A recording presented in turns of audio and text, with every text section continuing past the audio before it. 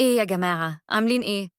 طبعًا لازم أقول لكم شكرًا وباحبكم على كل كلامكم الجميل في القصة الماضية، وطبعًا لازم أشكر جماعة التيك توك، لإننا وصلنا 100,000 وأنا حرفيًا بالكاد بافتح التطبيق، فلو حد قال لكم هي وصلت بالصدفة أو بالحظ، فلا يا حبيبي، دي مش بالحظ، دي بالحب حرفيًا، بس بجد أنا فرحانة جدًا بالرقم ده، وأكيد تيك توك هيكون له محتوى خاص بيه، بس واحدة واحدة، لإني حاليًا باحارب الزعيم النهائي للكسل.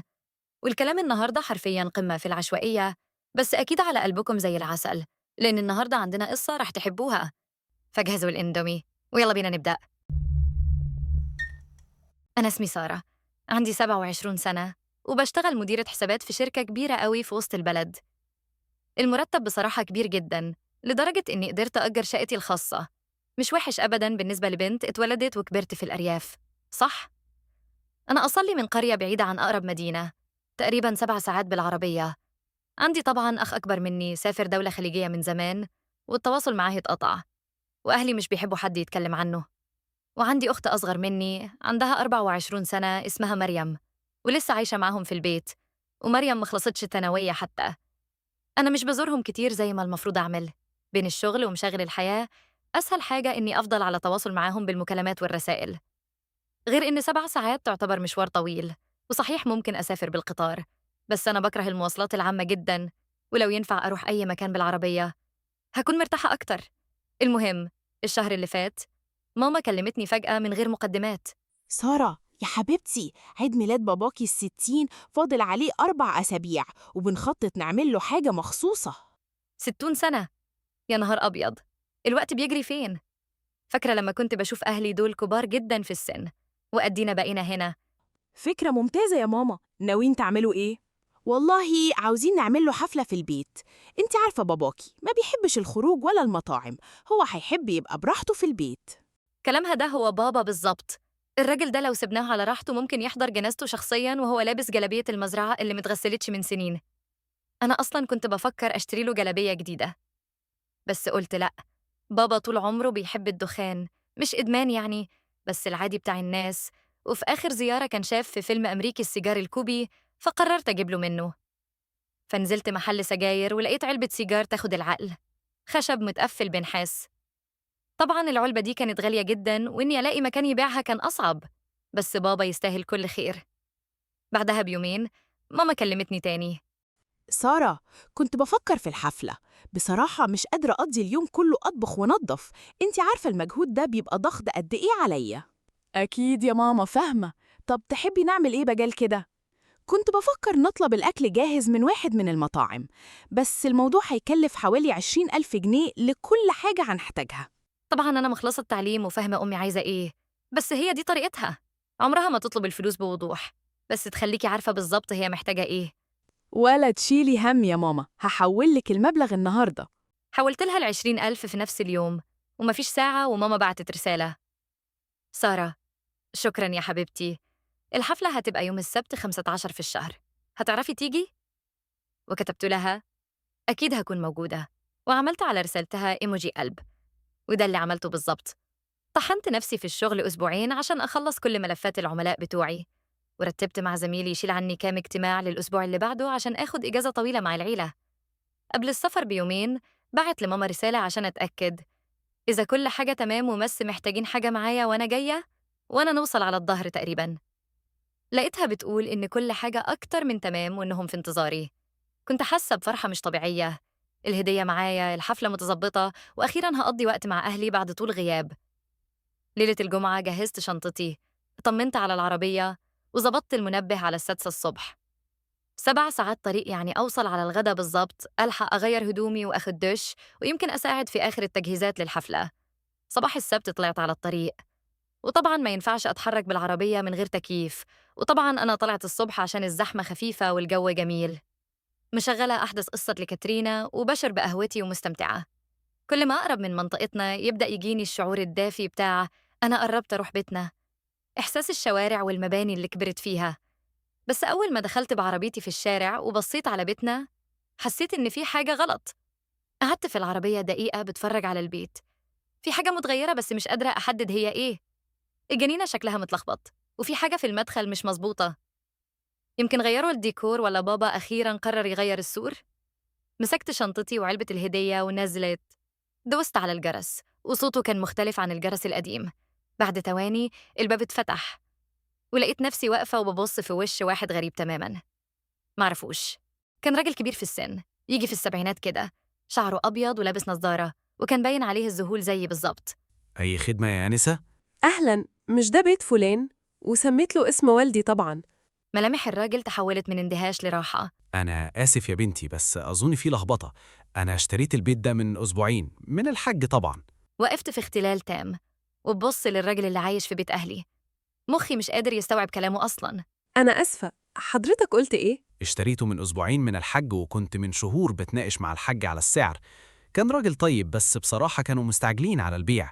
إيدي بدأت تترعش وعلبة السيجار بقت تقيلة في إيدي زي الحجر. طب قالوا لك رايحين فين؟ لا والله ما جابوش سيرة خالص هم رايحين فين. أنا مضيت واستلمت على طول. أنتي كويسة؟ وشك أصفر فجأة كده ليه؟ ما قدرتش أرد. تمتمت بيه شكراً بالعافية ورجعت على عربيتي وأنا حاسة بإغماءة. أكيد ده كابوس أو في حاجة غلط. يمكن أكون اتلخبطت في العنوان، بس ده بيت طفولتي اللي جيتها مليون مرة. قعدت على كرسي السواق وطلعت التليفون بإيد بترتجف. طلبت رقم ماما، رن جرس وحولني على التسجيل الصوتي على طول. جربت رقم بابا، مغلق. رقم مريم، غير متاح. كلمت ماما تاني وتالت ورابع، ومع المكالمة العاشرة الرعب بدأ يركبني. قلبي كان بيدق بسرعة جنونية لدرجة خفت يجيلي سكتة قلبية. هو في حاجة وحشة جرالهم؟ هل في مصيبة؟ معقول العجوز ده عملهم حاجة وقال إنه اشترى البيت؟ في المحاولة 11 ماما ردت أخيراً. إيه يا سارة، بتتصلي كتير كده ليه؟ صوتها كان غريب، عادي وبارد جداً، وكأني أنا أزعجتها. ماما، إيه اللي بيحصل عندكم؟ أنا واقفة قدام البيت وفي راجل غريب جوه بيقول إنه اشتراه منكم. انتوا فين؟ هي سكتت فترة طويلة، طويلة قوي. آه، ده أصلنا بعنا البيت يا سارة. بعتوه؟ بتتكلمي بجد يا ماما؟ وليه محدش قالي؟ أصل الموضوع حصل بسرعة قوي يا حبيبتي. أختك مريم خطبها واحد من إيطاليا، وأختك محبتش تقولك لأنها قالت إنك هتغاري منها، وخطيبها قال إنه بيحبها وعزمنا كلنا نروح نعيش معاه في بيته في إيطاليا. ولا أقولك بيته إيه؟ دي فيلا وفيها مزرعة عنب كمان، حاجة كده زي الأحلام. إيطاليا يا ماما؟ طب وعيد ميلاد بابا والأكل والبوفيه اللي حولت فلوسه، هو في إيه؟ ما احنا بنحتفل بعيد ميلاد باباكي هنا في الفيلا النهاردة أصلا. الجو هنا أحسن بكتير من هناك. أنا كنت بتنفس بالعافية. ده مش حقيقي، مستحيل يكون حقيقي. ماما، انتي اتجننتي؟ تبيعوا البيت وتسافروا بره بلد من غير ما تقولولي؟ أنا سايقة 7 ساعات عشان أجيلكوا. اهدي يا سارة، دي حاجة كويسة لينا وإحنا مبسوطين هنا جدا.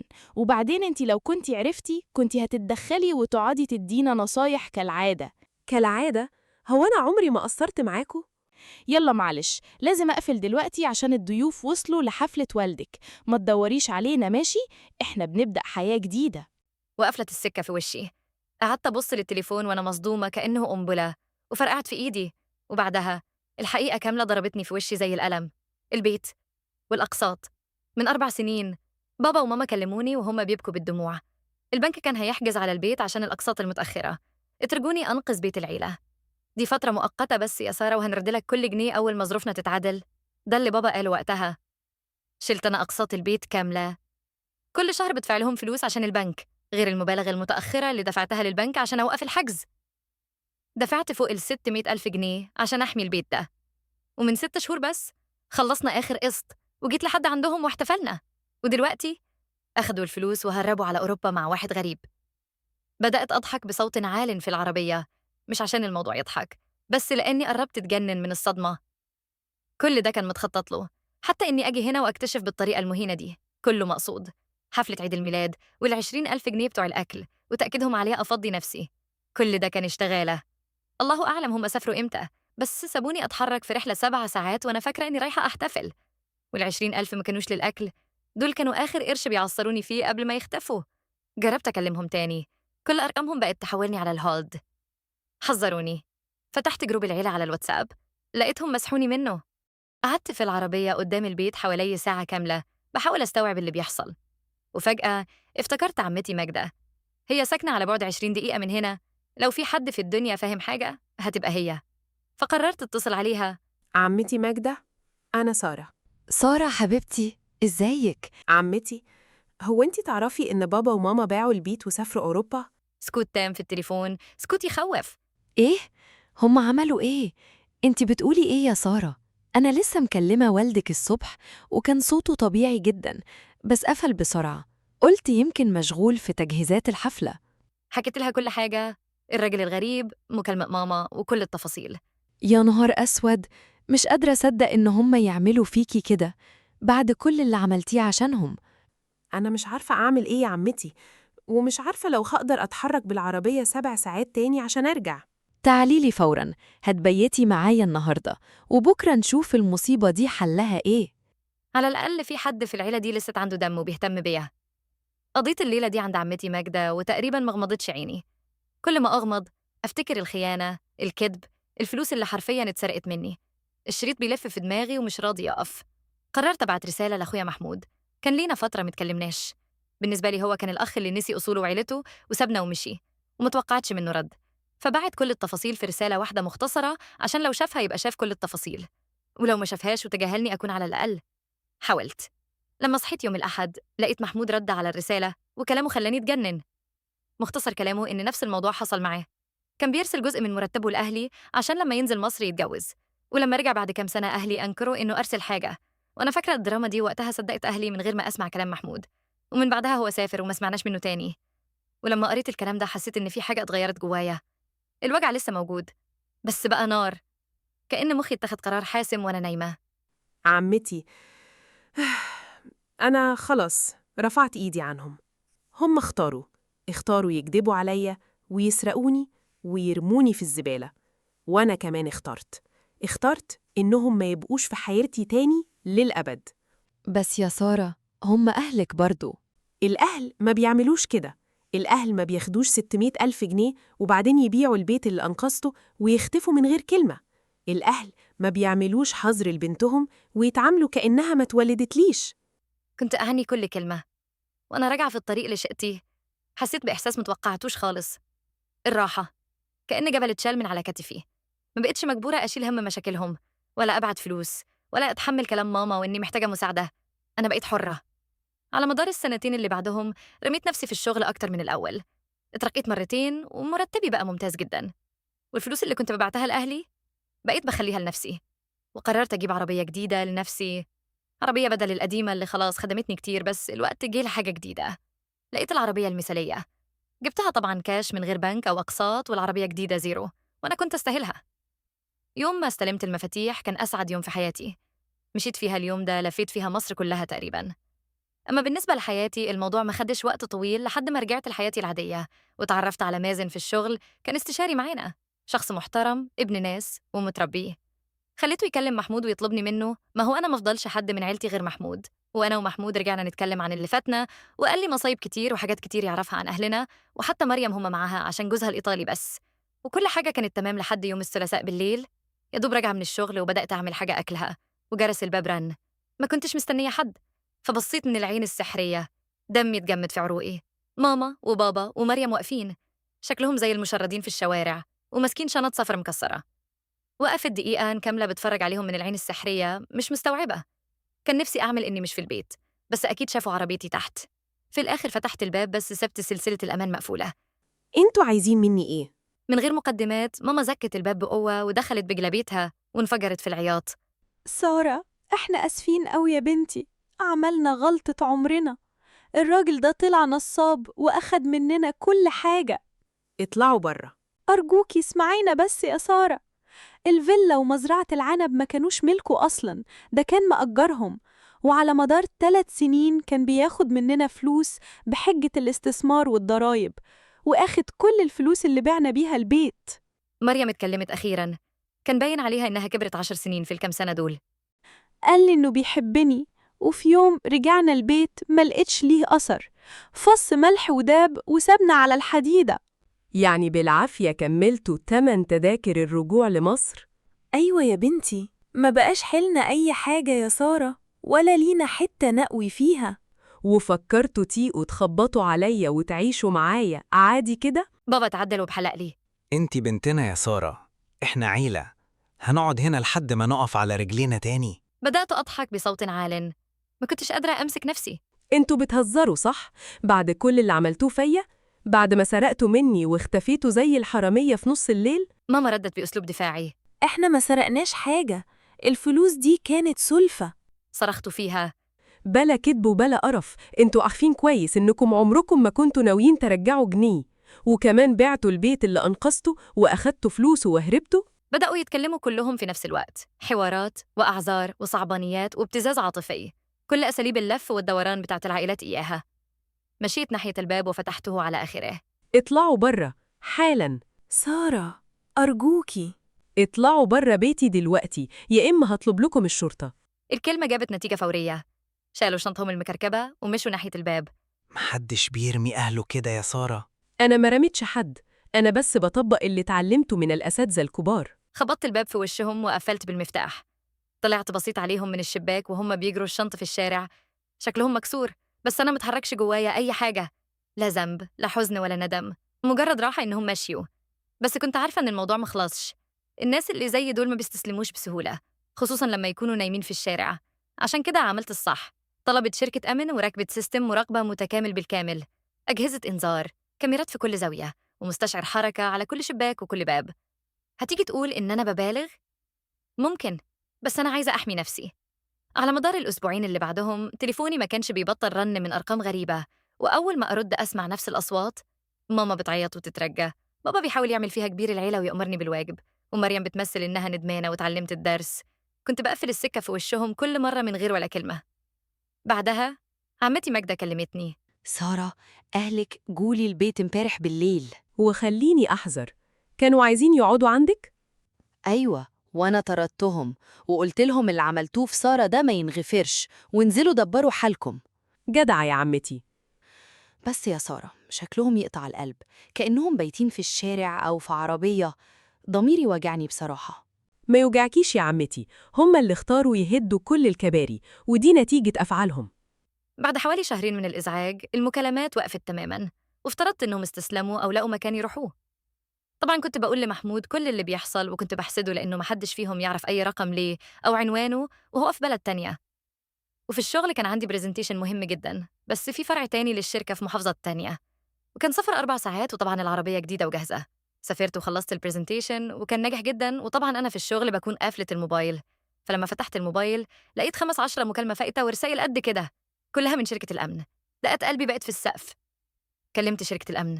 أهلا يا فندم، معاكي داوود من شركة الأمن، بنحاول نكلمك من بدري.